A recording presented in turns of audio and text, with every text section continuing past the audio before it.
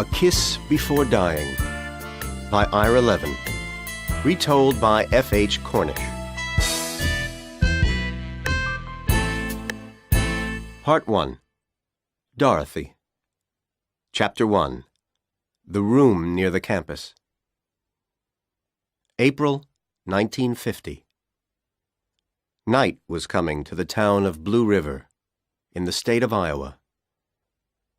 It was nearly dark in the small room near the Stoddard University campus.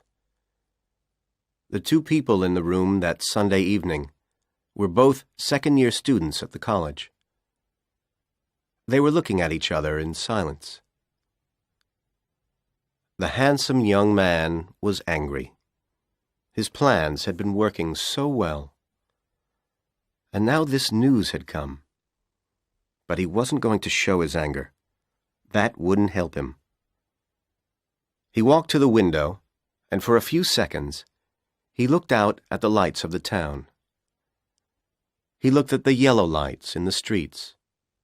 He looked at the red light on top of the municipal building, the tower which was the tallest building in Blue River, a mile or two away. Then he turned, and he smiled at the young woman sitting on the bed.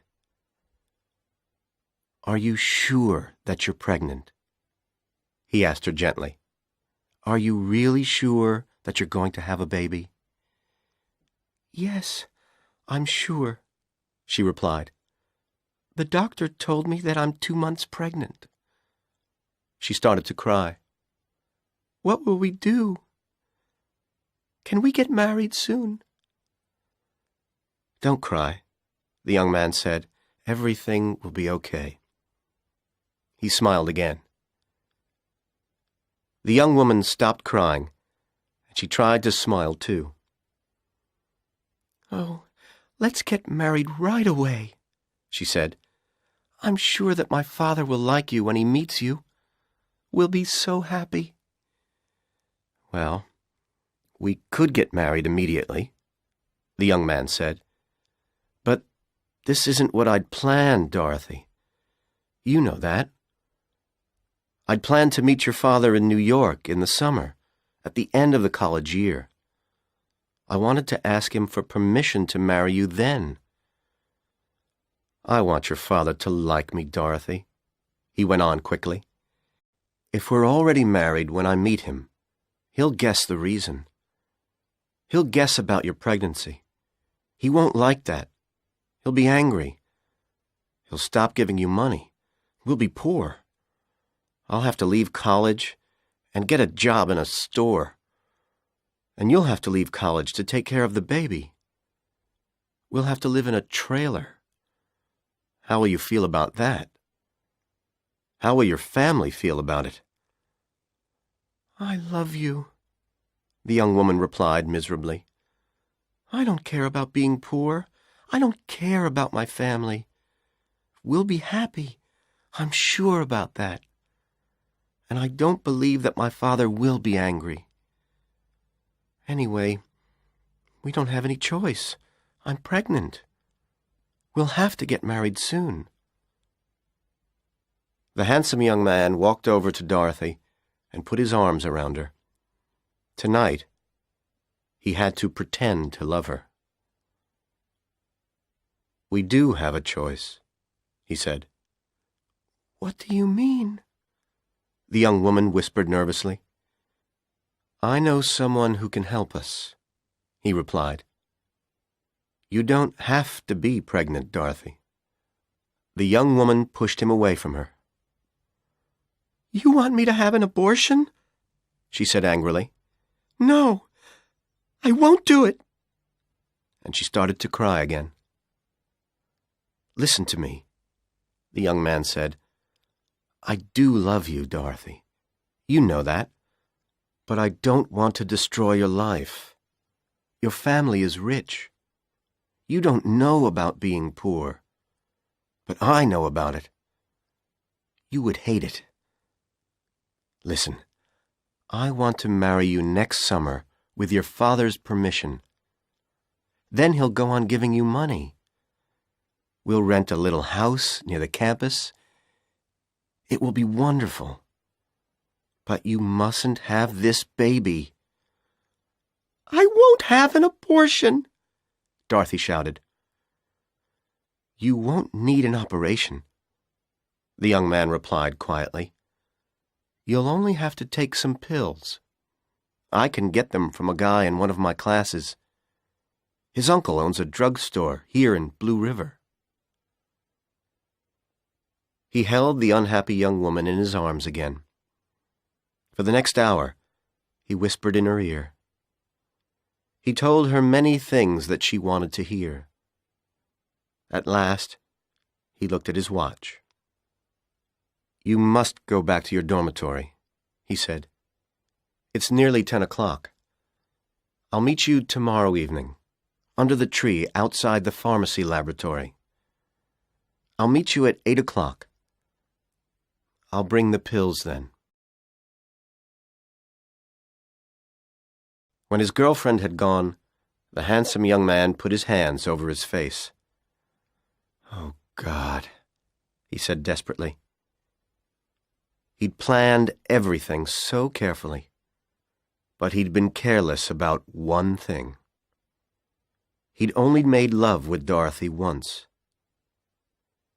He'd had to make her believe that he loved her, but he'd been careless, and now she was pregnant. "I can't marry her if she's pregnant," he told himself. "I will not live in a trailer with Dorothy and a baby."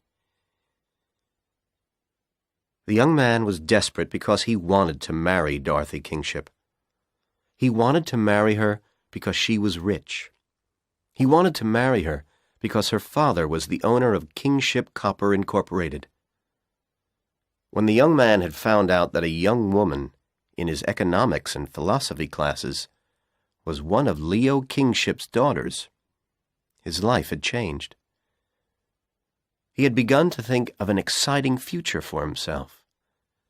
He had thought of a future with lots of money, a beautiful house, and a good job with Kingship's big, successful company. Soon after meeting Dorothy, he had written to the offices of Kingship Copper and asked for some information about the company. The Kingship offices in New York City had sent him some brochures. He kept them at the bottom of a drawer in his desk. Every night, he took the brochures out and he read them. Every night, he looked at the photos of the great Kingship smelting works in Illinois, and he read about how much money the company had earned in the last year. The handsome young man wanted a good future very much. His early life had not been easy. He had been born in the little town of Manasset, near Fall River, Massachusetts. He was an only child. He had no brothers or sisters. His parents had been poor. His mother had hated her husband because he had never had a good job. Her son had become the most important thing in her life. She was interested only in him. His father was dead now, and his mother still thought that the young man was the most important thing in her life. By the time he was 18, the young man had started to believe that all women were like his mother. Lots of women had been interested in him. They liked him because he was very handsome. Usually, they were older women, with plenty of money. They had enjoyed making love with him, but their interest in him had never lasted very long. Each time, another handsome young man had replaced him after a few months. Now he hated women, but he was still happy to spend their money. Why did Dorothy get pregnant? He asked himself angrily. She's a stupid young fool. The young man was 24 years old, 5 years older than Dorothy. He was older than most of the other students at Stoddard University. He had been in the U.S. Army for a few years before he came to Stoddard. He had fought in the Far East in 1945, the last year of the war. That was where he had learned that it was easy to destroy lives. Although he was angry with Dorothy Kingship, the young man suddenly felt a little sorry for her. She was a very possessive person, and possessive people were difficult people to like. The week before, Dorothy had told him about another of her boyfriends, a Stoddard student who she'd spent a lot of time with. This student had broken up with her before Christmas because she'd become too serious and too possessive about him. Possessive women frighten men, the young man thought. But he understood the reason for Dorothy's possessiveness. Her early life had been very different from his. Dorothy was not an only child. She had 2 sisters. But her parents had been unhappy, like his. After the first years of her marriage, Dorothy's mother had been in love with another man for a short time. 8 years later, Leo Kingship found out about this relationship. He had not been able to forgive his wife. He divorced her, although by then she was very ill. The 3 girls stayed with their father, and soon after the divorce, their mother died. Leo Kingship had never been a kind, loving father. And after her mother's death, Dorothy was afraid of being alone. She had always tried to make people like her. She still did that. Dorothy had told the handsome young man, "I'm sure that my father will like you when he meets you." But she had often talked about her father. He was a hard man. He never forgave people if he thought that they had done wrong. The young man was sure that Leo Kingship would never forgive his youngest daughter for getting pregnant. And he would never forgive her if she got married without his permission. What will I do if she won't have an abortion? The young man asked himself. There was one thing that he was happy about. He had always met Dorothy secretly. Neither of them had told any of the other students that they were meeting each other in the evenings. He didn't think that any of them knew about the relationship, and he was sure that Dorothy hadn't told her family about him yet. Although Dorothy had 2 older sisters, she didn't see them very often. The eldest sister, Marion, had a job in New York City, where Leo Kingship also lived. Dorothy never wrote to Marion or phoned her. Ellen, the middle sister, was at Caldwell College. Caldwell was 100 miles from Blue River, in the state of Wisconsin. The young man knew about the sisters because Dorothy had told him a lot about her family. And he knew that at Christmas, Dorothy had argued with Ellen. They hadn't spoken to each other since then. Dorothy won't tell anybody else about the baby, the young man told himself. If the pills work, everything will be okay.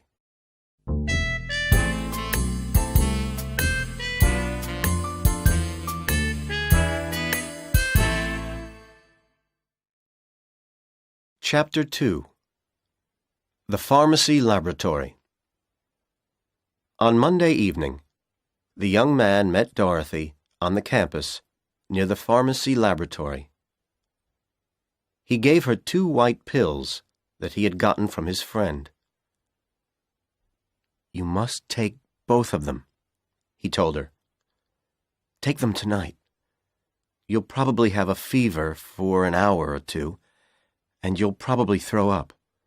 But then you'll abort the baby." "What will we do if the pills don't work?" Dorothy asked him nervously. "Don't worry, darling," the young man replied. He smiled. If they don't work, we'll get married right away. Dorothy put the pills in her pocket. Do you want to go to a movie tonight? She asked. I'm sorry, I have to do a lot of work for my Spanish class, the young man said. I'll help you, Dorothy said quickly. I'll come to your room with you. Dorothy was good at Spanish. She was a student in an advanced Spanish class. No, I'll be okay, he said. Go home and take the pills now. Then you'll be okay in the morning. Dorothy didn't understand. The handsome young man wasn't good at Spanish, but usually he didn't care about it. Why did he want to do extra work for his class now? And why wouldn't he let her help him? She was puzzled. Dorothy didn't argue with him. She went back to her dormitory. She sat on her bed, and she looked at the two big white pills. I could lie to him, she said to herself.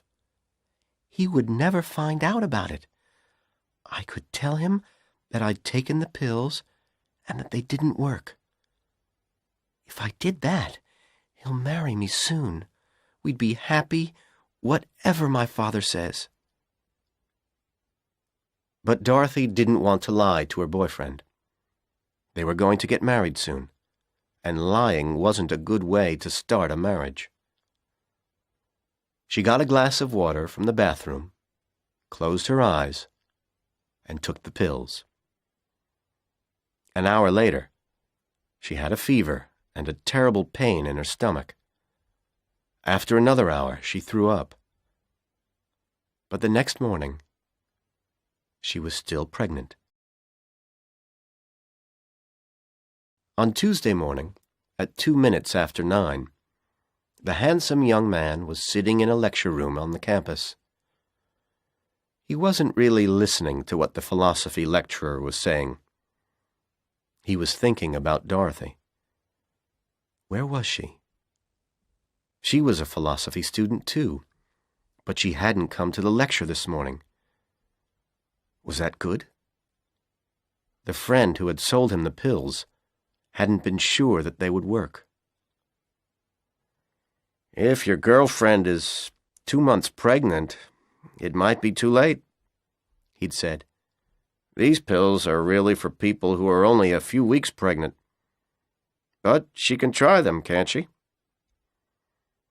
Perhaps she aborted the baby in the night, the handsome young man thought nervously. Perhaps Dorothy isn't feeling well enough to come to classes this morning. But at 9:15, the door of the room opened quietly, and Dorothy came in. She was very pale. She sat down next to the young man and put her books on her desk. She wrote a few words on a page of her notebook, tore out the page, and passed it to him. The pills didn't work. I had a fever, and I threw up all night. But I'm still pregnant. The young man closed his eyes. He tried not to show his anger and despair. After a moment, he opened his eyes again, and he smiled at Dorothy. He quickly wrote a few words on a page of his own notebook. Don't worry. We'll get married this week. He smiled at Dorothy again, and he showed her the page. But he didn't tear it out of the notebook. The young man was thinking hard. Dorothy would want to get married right away. He needed some time to think of another plan. Oh, God, he thought. I wish that the pills had killed her. And as soon as he had thought that, something inside him changed. Suddenly, he felt calm. He was in control of his future again. When the class ended, The two young people left the lecture room together. "We have to talk," the young man said. "Let's go into the town center. We can have some coffee there. I won't go to any more classes today, and you don't have any more classes till the afternoon." Dorothy was still pale, but she was happy and excited. "Let's get married tomorrow," she said. "No, that's too soon, darling," the young man replied. "We have to find somewhere cheap to live. We can't live in my little room. There's a trailer park on the other side of town. Some of the married students live there. I'll talk to somebody about renting one of the trailers. We'll get married on Friday. Then we can have a weekend together at a hotel and move into the trailer on Monday." "Do we have to wait till Friday to get married?" Dorothy asked. "It's only a few more days," the young man said. "Okay, I'll write to my sister Ellen tonight," Dorothy said. "I'd like to tell her my news right away." "That's not a good idea, Dorothy," the young man said. "If you tell Ellen about our plans, she'll tell your father about them. He might try to stop our wedding. You can phone your family after the wedding on Friday." They argued for a couple of minutes, but finally, Dorothy agreed. The two young people walked to the town center. They drank coffee in a little restaurant there. Then, Dorothy left the restaurant to go back to the campus. The young man watched her leave.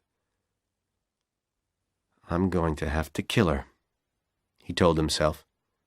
"But everybody must think that her death is an accident, or perhaps a suicide. Yes, people must think that she killed herself. Poor Dorothy." Half an hour later, the young man was sitting in the university library. On his desk were books about famous murders and books about toxicology. He read them quietly for a while, writing notes in his notebook. When he left the library, he had a list of 5 poisons. Any one of them would kill a person quickly. Now, he had to get a small amount of one of these poisons. Drugstores were not allowed to sell poisons, but the young man knew one place where he could get them: Stoddard University's pharmacy laboratory.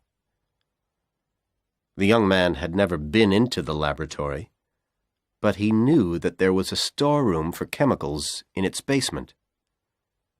All the chemicals which were needed for the pharmacy students' experiments were kept there, and the final year students had keys to the storeroom. The final year students often did experiments without a teacher. The young man had to get into that room, so he'd have to pretend to be a final year pharmacy student. From the library, he walked to the campus bookstore. On the wall of the store was a list of the books which students studied for their classes. He looked at the list for a minute. Then he bought a copy of the textbook which all final year pharmacy students had to use. It was a tall, thin book with a green cover. He bought some white envelopes, too. A quarter of an hour later, the young man was standing in the basement corridor of the pharmacy laboratory. He was pretending to read the notices on a bulletin board, which was next to the locked door of the storeroom. He was holding the tall green textbook under his arm, together with a notebook and the envelopes. He wanted one of the real pharmacy students to open the storeroom door for him. But that wouldn't be a problem. There were hundreds of pharmacy students. Soon, one of them would come to the storeroom. The student wouldn't recognize the young man, but this wouldn't be a problem either. They couldn't all know one another. There were 3 large final-year pharmacy classes. Whoever came to the storeroom would see the young man standing in the corridor with the final-year textbook. Whoever came would think that he was a final-year student, but a student in a different class. The young man told himself this, and he tried to look calm and relaxed. But he was very nervous. He didn't plan a murder every day. After a few minutes, a pretty female student came along the basement corridor. She took a bunch of keys from her purse. At the same moment, the young man took his own bunch of keys from his pocket and pretended that he was trying to find the key to the storeroom. The pretty young woman smiled at him. "I'll open the door," she said.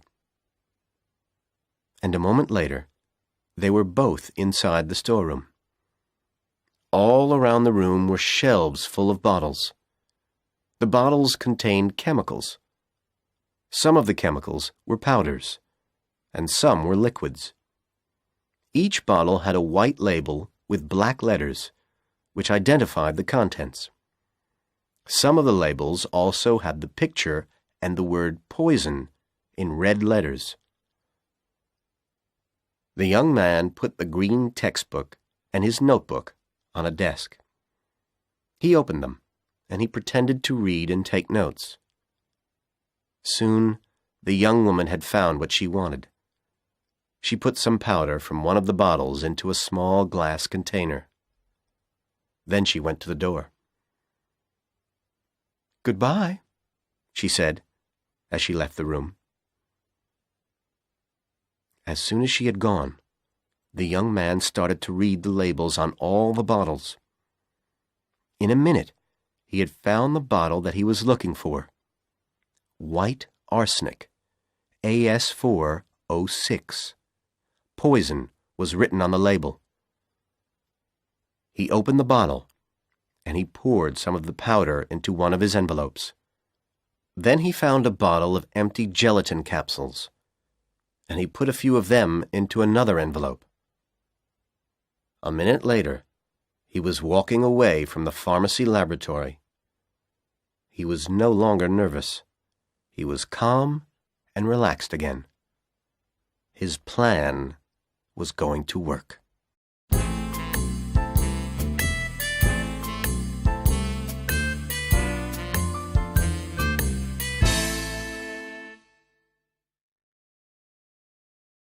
Chapter 3.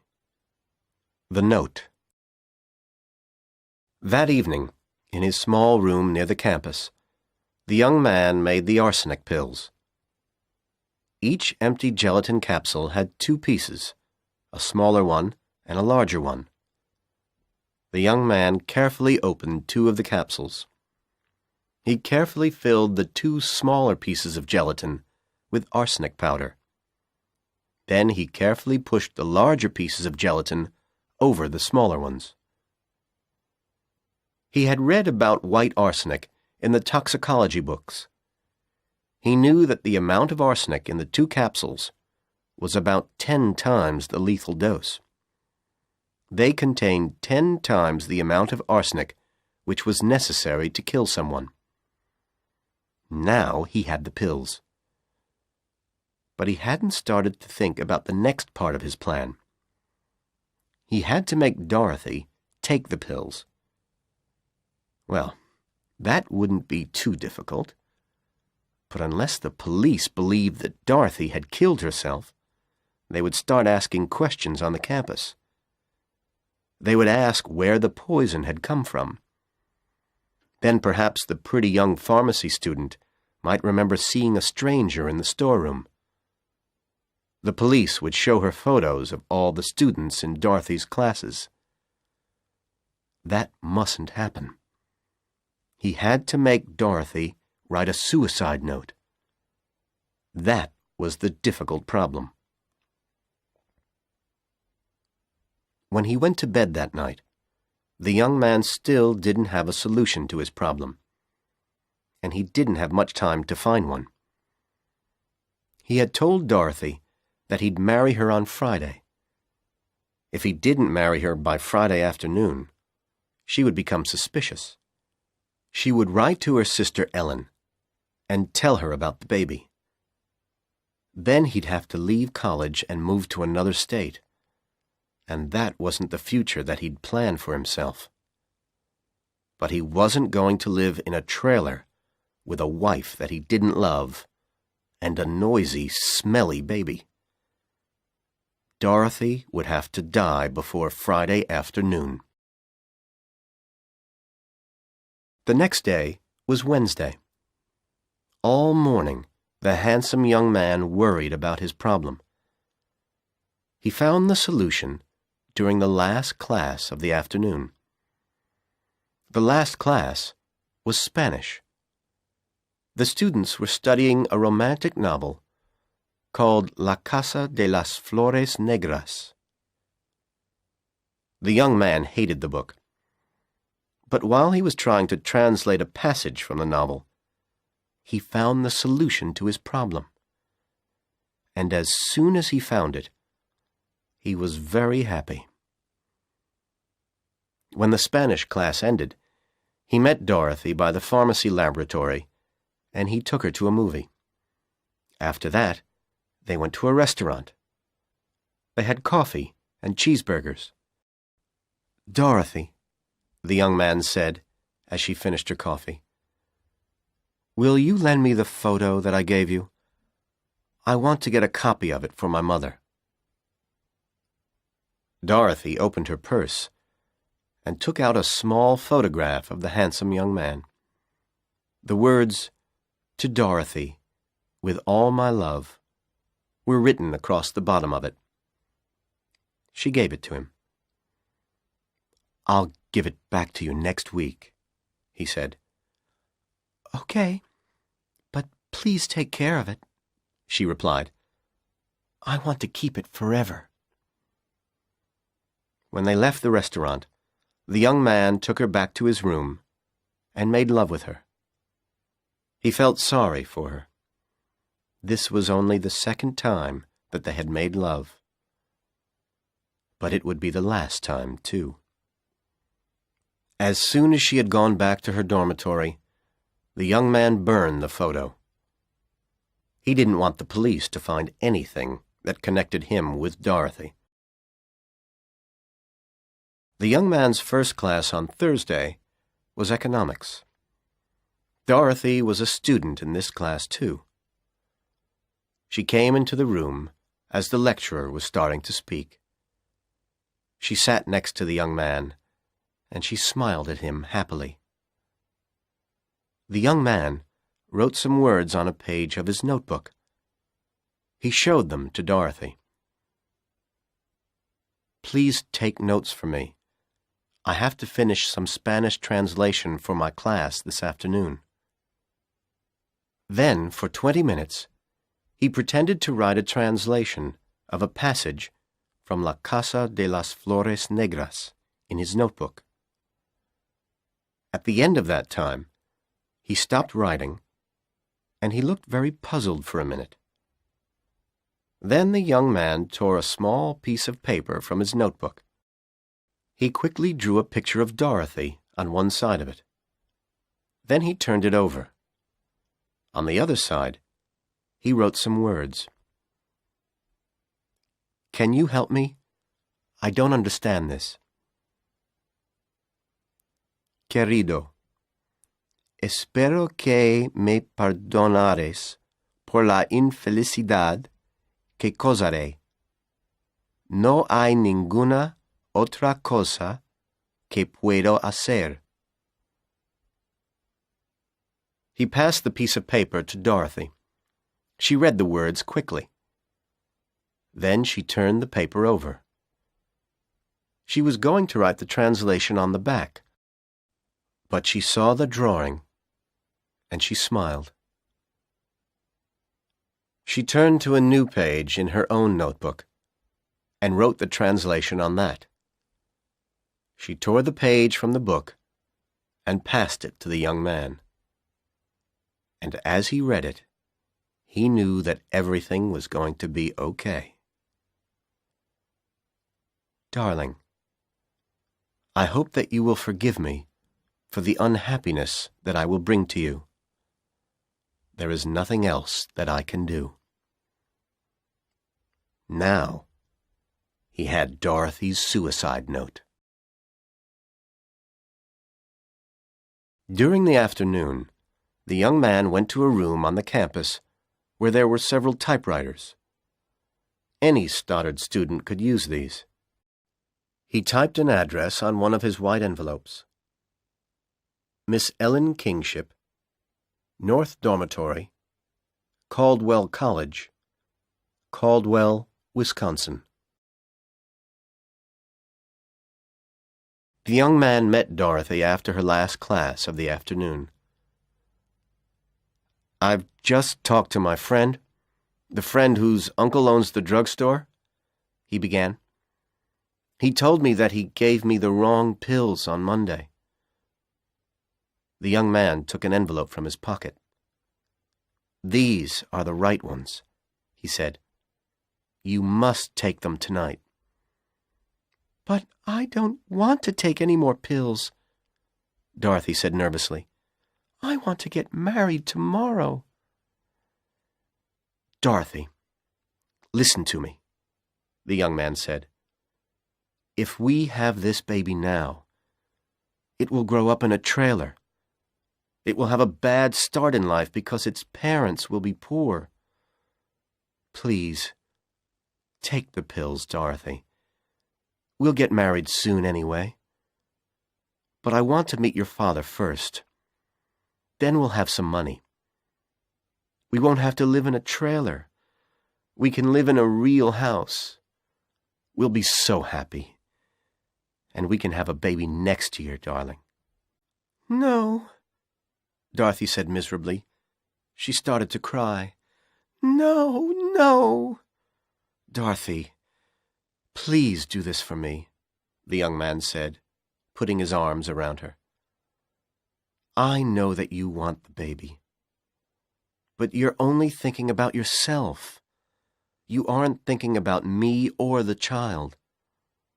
Don't give our first child a bad start in life." Suddenly, his voice was cold. "If you won't take the pills, Dorothy, I won't marry you. You'll have to ask your father for help. What will he say?" They talked for half an hour.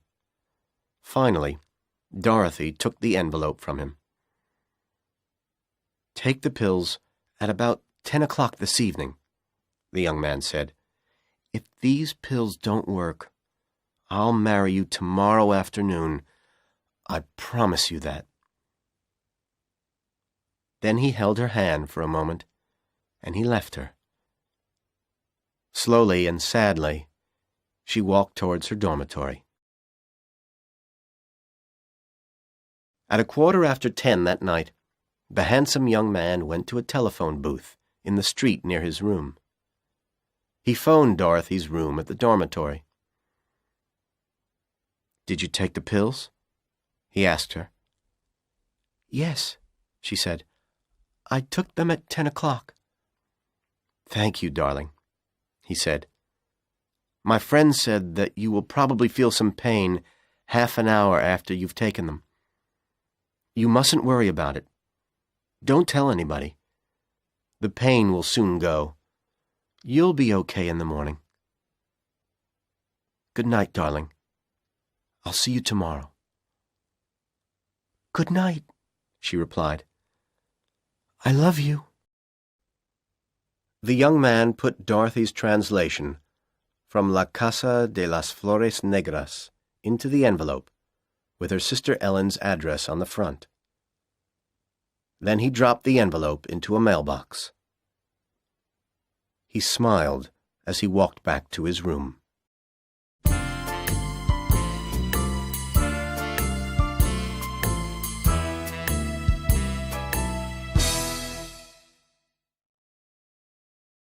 Chapter 4. The Municipal Building. The handsome young man was early for his first class on Friday morning. The philosophy lecturer hadn't arrived yet. 3 girls were talking in a corner of the room.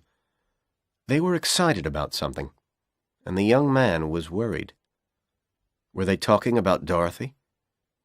Had somebody found her dead body already? That would be bad.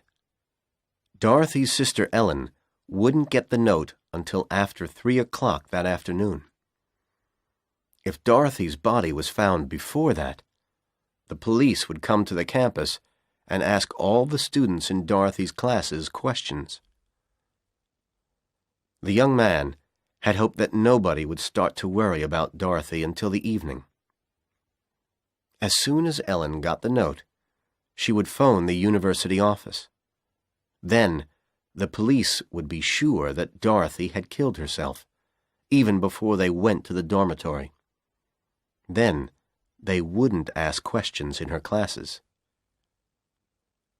The lecturer arrived, and everybody sat down. The handsome young man tried to forget his worries. He tried to listen to the lecturer's words. After a few minutes, he heard the door of the room open, and he heard somebody come in. He didn't turn his head.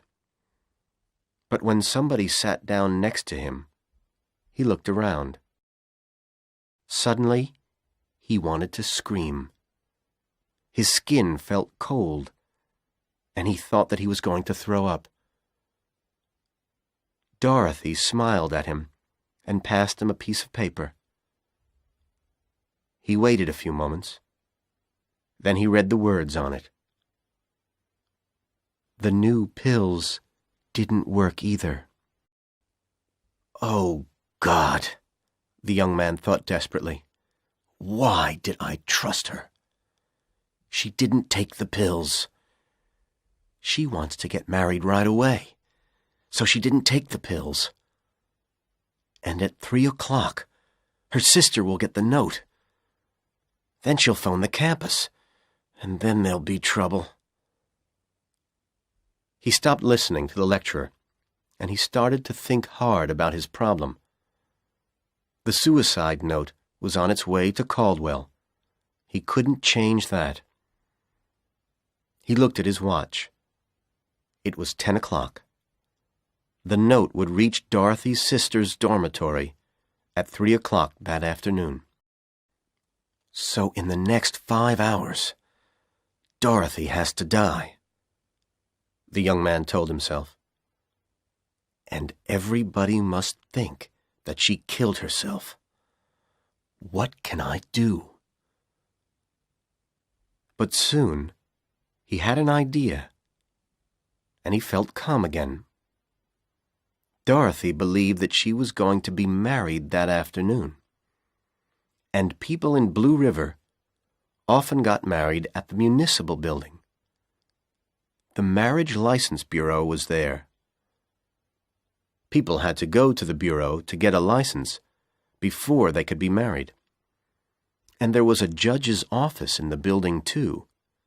If 2 people didn't want to marry in a church, the judge could marry them as soon as they had their license. And the municipal building is the highest building in the town, the young man thought. It's 14 stories high. If someone jumped from the top of it, they would certainly die. At the end of the philosophy class, the young man spoke quickly to Dorothy. "We'll get married today, darling," he said. "Will you wait for me by the pharmacy laboratory? I have to call somebody. I won't be long.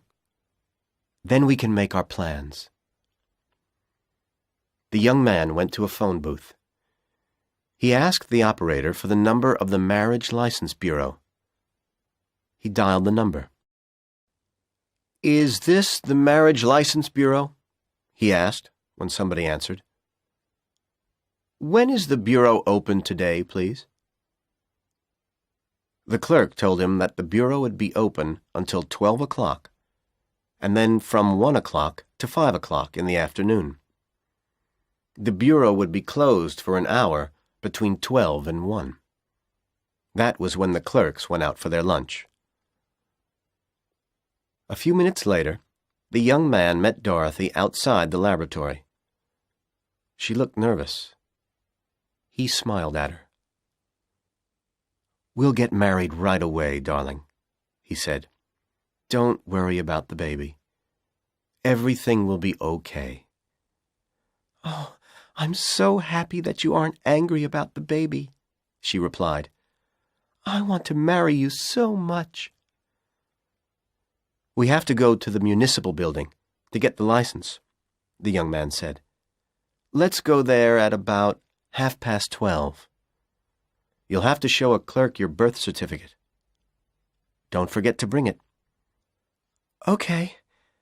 I have to get some clothes from the dormitory, and I have to buy some gloves," Dorothy replied. "I'll meet you here at 12:15. She kissed him, and she walked quickly away. When Dorothy met him again, she was wearing a beautiful green suit, a green belt, a white blouse, a blue scarf, and white gloves. She had put on some bright red lipstick. "My birth certificate is in my purse," Dorothy said. "I'm so happy." They rode on a bus towards the town center. It was 20 to 1 when they arrived at the municipal building. As they reached it, the young man saw something that worried him. He'd never looked at the building carefully before.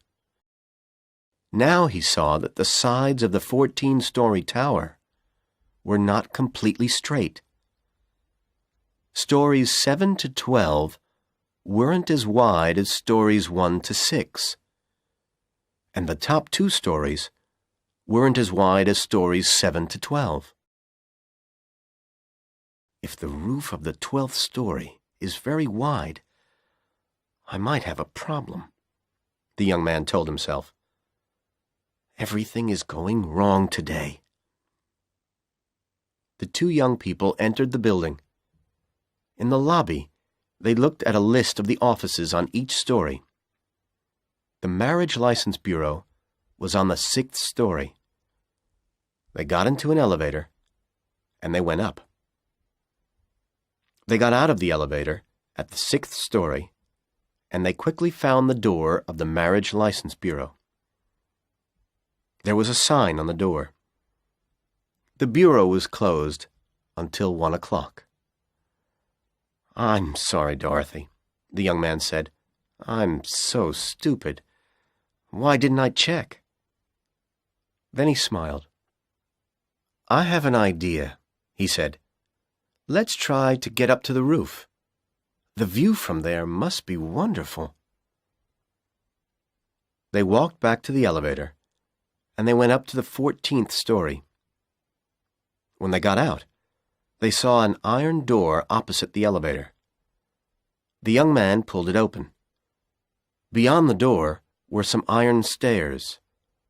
The young man closed the door behind them, and they started to climb. At the top of the stairs was another iron door. It hadn't been opened for a long time, and it didn't move easily. But the young man pushed it very hard, and at last it did open. Dorothy and the young man smiled at each other as they walked out onto the roof. "We're so high up here," Dorothy said. Near the door was a tall metal frame. At the top of this was the red light which the young man could see from his window every night. The handsome young man looked around him. Each side of the roof was about 150 feet wide. All around the edge was a brick wall, about 3.5 feet high, and a foot thick. But the building wasn't solid. In the middle, it had a big square air shaft. Each side of the air shaft was about 30 feet wide. There was a brick wall around the air shaft, too. It was the same height and thickness as the outer wall. "Come to the edge, Dorothy," the young man said. "Look at the view of Blue River." He led her to the outer edge of the roof. While Dorothy was looking out over the town, the young man looked down. Only 2 stories below them was a wide stone ledge. It was the roof of the 12th story. "If she only falls onto that roof, she won't be killed," he thought. "I'll have to push her into the air shaft." He led Dorothy back towards the middle of the roof. He leaned over the wall of the air shaft. The sides of the shaft were straight. He could see the ground, 14 stories below him. Suddenly, he felt good. "Nothing else will go wrong," he told himself. "Everything will be okay now." "Let's sit on this wall and smoke a cigarette while we wait," he said. "The bureau will open again in 15 minutes. He took Dorothy's purse, and he put it down near the wall. He lifted her up until she could sit on the wall. Then he got up too and sat beside her. He lit cigarettes for both of them. They smoked silently for a few minutes. Then they talked about their future in the trailer park. "It will be fun," Dorothy said. "We'll have a home of our own." She finished smoking her cigarette and dropped the end of it onto the roof next to the wall. The young man looked at the cigarette end. He saw the red lipstick on it. He smiled, and he threw his own cigarette end into the air shaft. He jumped down. Dorothy was still sitting on the wall. The young man held both her hands. "I'm so happy those pills didn't work, darling," he said. "You're right. It will be fun in the trailer." "Do you really think that?" she asked. "Are you really happy that the pills didn't work?" "Yes, Dorothy," he replied. "I want to have this baby too. I know that now." He smiled. This was the time to push her. But there was something the young man wanted to hear first. He was going to kill her anyway. But this would give him an extra reason. He knew what she was going to say next. "There's something I must tell you," Dorothy said. "I lied to you. I didn't take those pills last night. I threw them into the toilet. I wanted to get married to you so much. Will you forgive me, darling? Her last word turned into a scream of terror as the young man pushed her with all his strength. She fell backwards off the wall into the air shaft, screaming as she fell. The young man was already running towards the iron door when he heard Dorothy's body hit the bottom of the shaft. 3 minutes later, he was in the street. He was walking slowly away from the municipal building. After another minute, he saw an ambulance going towards the building.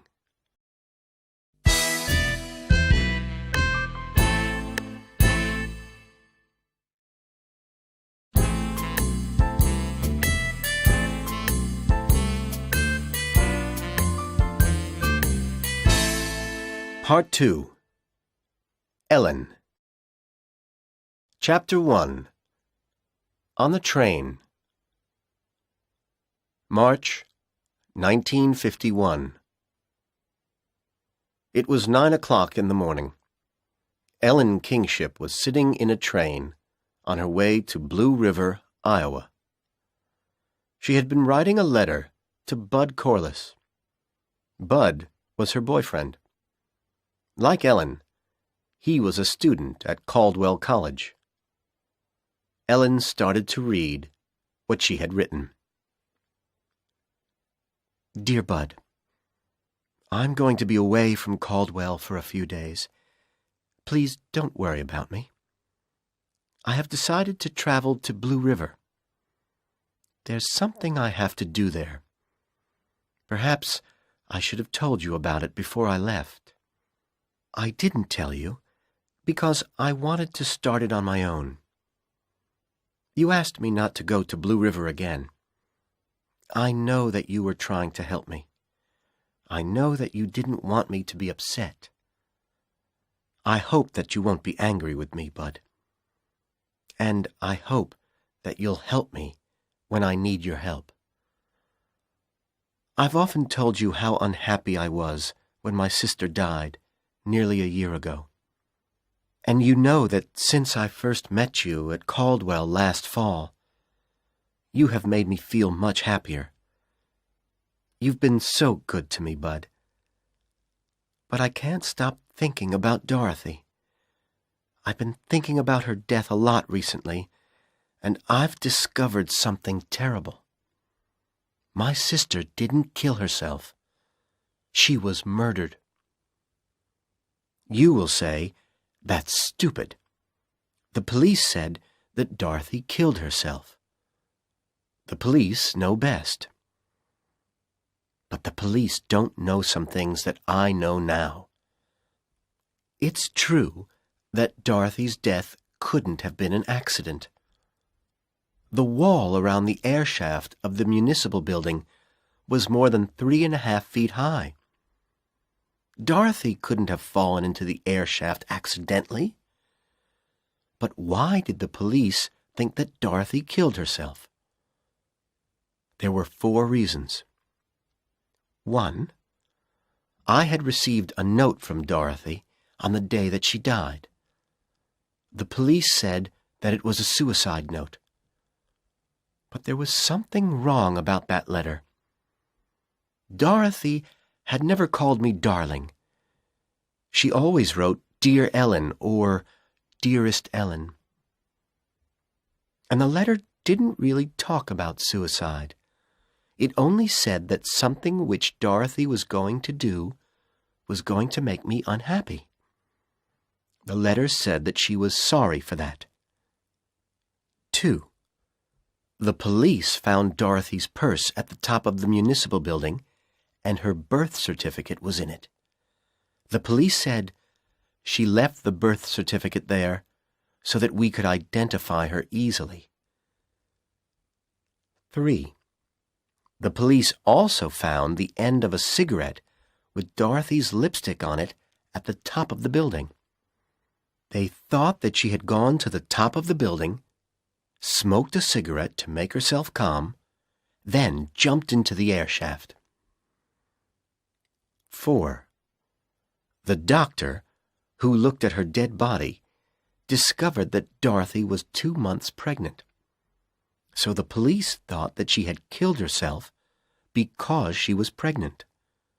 None of the newspaper reports of Dorothy's death said that she was pregnant. That was because our father paid people to keep that information out of the newspapers. The police knew that. They knew that he hated the idea of unmarried women being pregnant. So the police thought that Dorothy was afraid to tell our father about the baby. Dorothy was going to have a baby, so she must have had a boyfriend. None of her friends knew who the child's father was. They hadn't seen her with a boyfriend since Christmas. But she was 2 months pregnant in April. So she must have had a relationship with someone until February at least.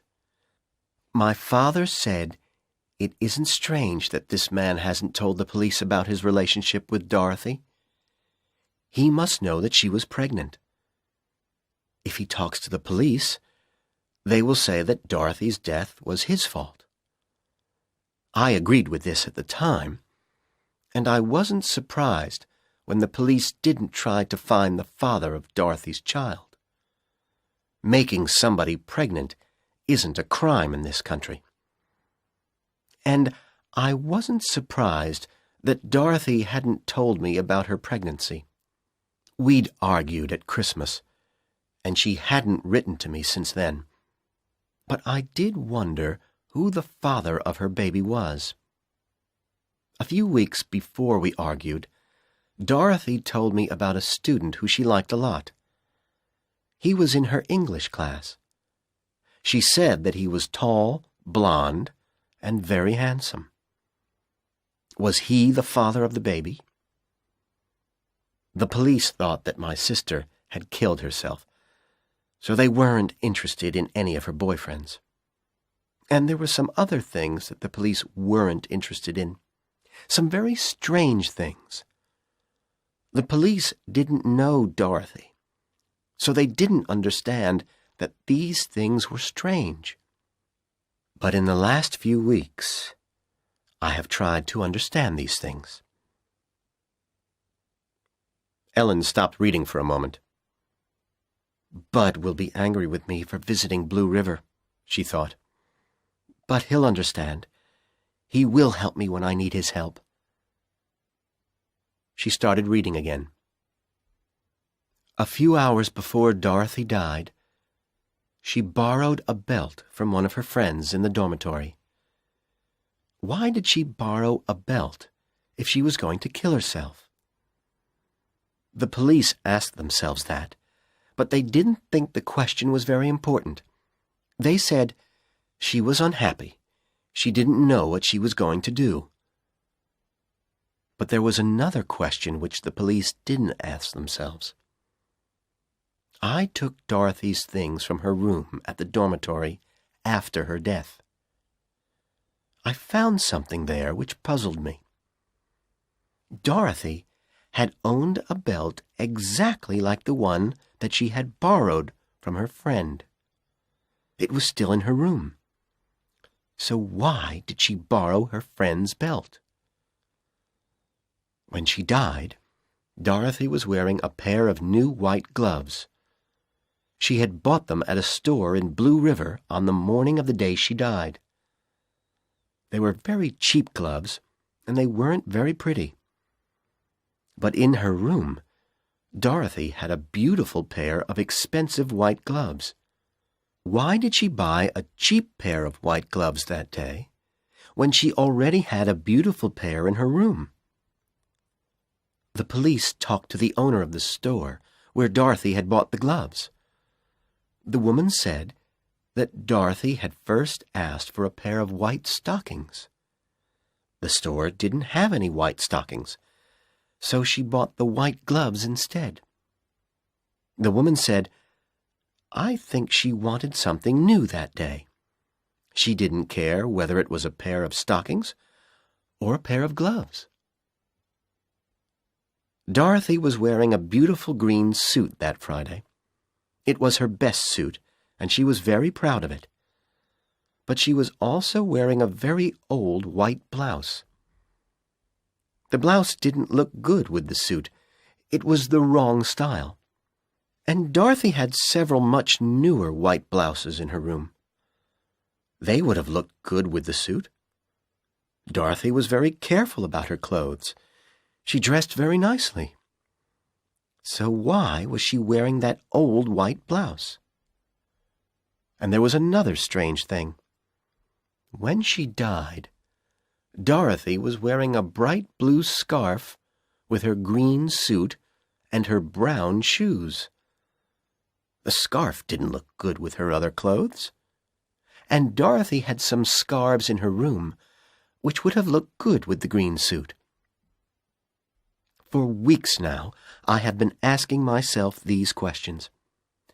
Why did Dorothy borrow the belt from her friend when she already owned one exactly like it?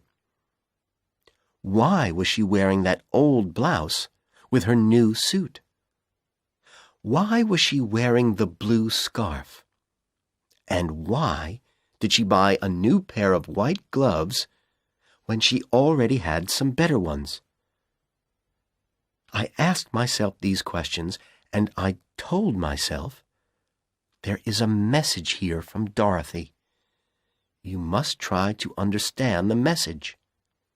Then, 2 days ago, I asked myself the questions in a different order. I asked myself, why was Dorothy wearing the old blouse? Why did she buy the new gloves? Why did she borrow the belt? And why did she wear the blue scarf with her green suit? And suddenly, I did understand. Bud, do you know the old poem about what a bride has to wear on her wedding day? The poem says that if she wears these things, she will be lucky. The poem says that a bride must wear something old, something new, something borrowed, something blue. The police said that Dorothy had gone to the municipal building because she wanted to kill herself. They said she wanted to jump from a high building, and the municipal building is the highest building in the town. But I've discovered something else. The municipal building is also the building which contains the Marriage License Bureau. That's where people go if they want to get married. And if someone wants to get married, they have to show a clerk at the bureau their birth certificate. And now I've looked again at Dorothy's letter to me. Her words might be saying that she's sorry for getting married without telling me first. There's one more thing. I've discovered that the Marriage License Bureau closes between 12 and 1 o'clock each day. It was 10 minutes to 1 when Dorothy fell from the roof. I now think that this is what happened last April. Dorothy had told her boyfriend that she was pregnant. He told her that he was going to marry her. On the day she died, he told her that he was taking her to the Marriage License Bureau. Then he took her to the top of the municipal building because the bureau was closed for lunch. He waited while she smoked a cigarette. Then he pushed her into the air shaft. Well, Bud, all this is the reason why I have left Caldwell for a few days.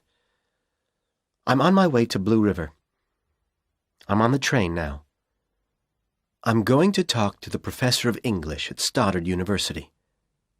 I'm going to be a detective. I want to find out about handsome blonde students in Dorothy's English class. I want to discover who Dorothy's boyfriend was. Don't worry about me, Bud. I'll be very careful. I've seen lots of movies where a brave girl detective discovers the identity of a murderer. She always tells him that she knows the truth about him. And he says, "Now you know the truth, so I'm going to kill you." If I find Dorothy's boyfriend, I won't talk to him, Bud. I only want to know who he is. Then I'll tell my father about all this, and my father will talk to the police. Ellen finished reading what she had written, and she looked out of the window. The train was arriving at Blue River. In the distance, she could see the municipal building. She added a few words to her letter. "I'll write to you again soon. I might know more by then. Wish me luck, Bud. Love, from Ellen."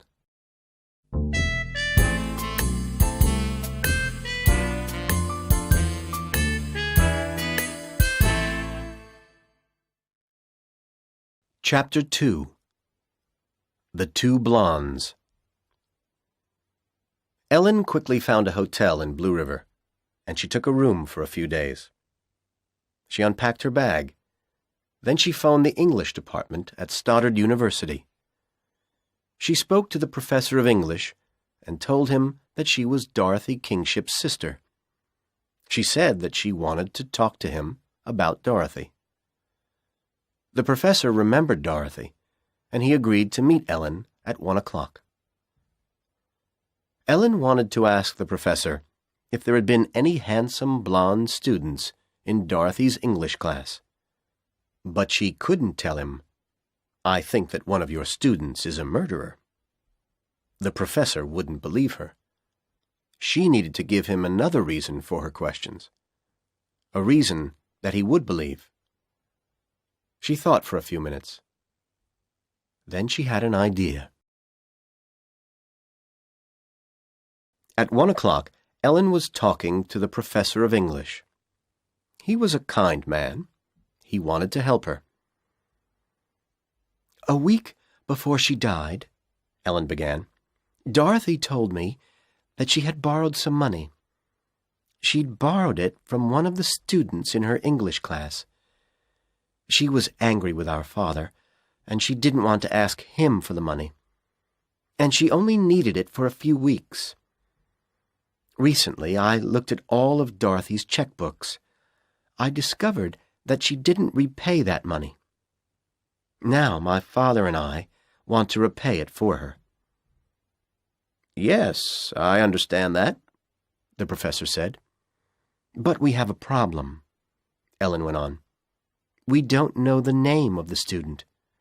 Dorothy didn't tell me his name. And he hasn't tried to talk to us. Maybe he didn't want to ask us for the money after Dorothy killed herself. Maybe he is a kind person who didn't want to make us unhappy." "Ah, yes, you do have a problem," said the professor. "How can I help you?" "Dorothy didn't tell me the student's name," Ellen replied. "But I know that he was in the same second-year English class as Dorothy. And she told me that he had blonde hair, and that he was tall and very handsome. If there are only a few male students from that class who are blonde and handsome, I'll try to talk to all of them." The professor thought for a moment. "Come with me," he said. He took Ellen to the university office, and he asked her to sit down.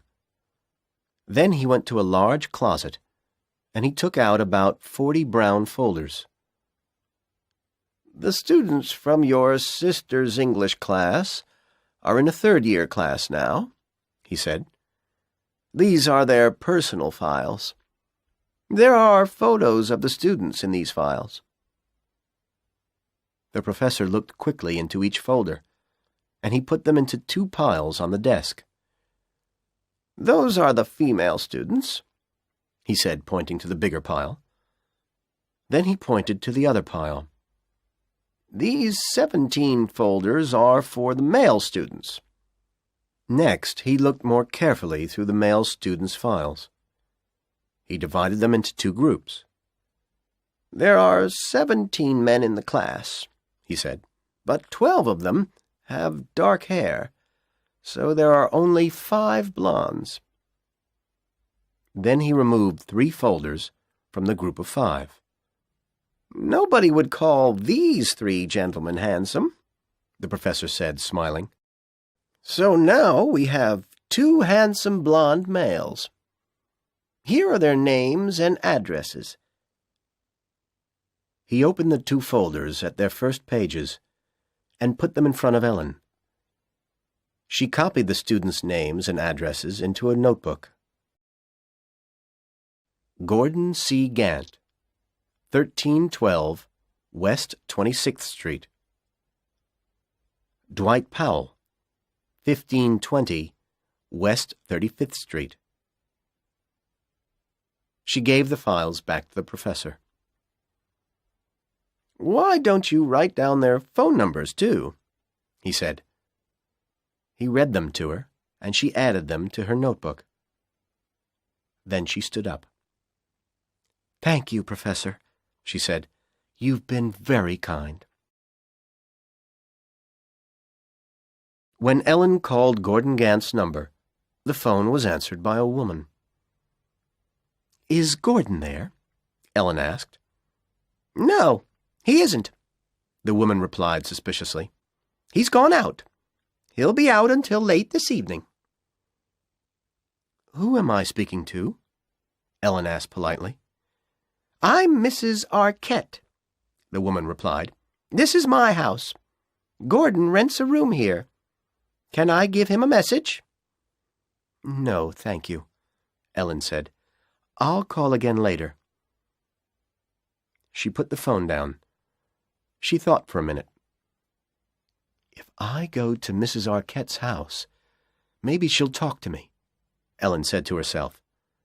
"I'll pretend to be one of Gordon Gant's relatives. I'll ask this woman about Gordon's girlfriends. Maybe she'll tell me who he was meeting last winter.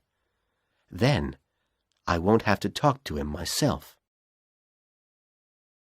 Half an hour later, Ellen rang the doorbell of the house at 1312 West 26th Street. The woman who opened the front door was small and thin. She had untidy gray hair. Ellen smiled at her. "You must be Mrs. Arquette," Ellen said. "Is Gordon here?" "No, he isn't here," the woman said suspiciously. "Did he know that you were coming?" "Yes, I'm Gordon's cousin," Ellen said. "I wrote him a letter. I told him that I'd be in Blue River today. I told him that I'd come to visit him for an hour." "He didn't tell me about it," Mrs. Arquette said. "Maybe he didn't get your letter. But please come in and sit down for a while. I'm happy to meet one of Gordon's relatives. Gordon's a fine young man." The woman smiled suddenly. "Come into the living room," she said. "I'll make some coffee." Ellen followed her into the house.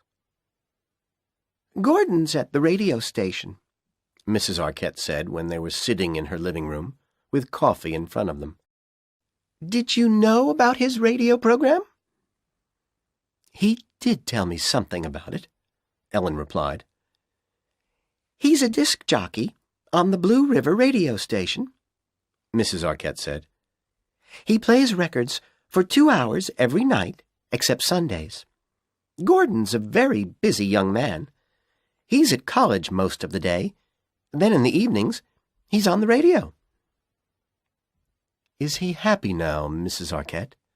Ellen asked. "I think that he was very unhappy a year ago, when I last saw him." "I don't remember that," the woman replied.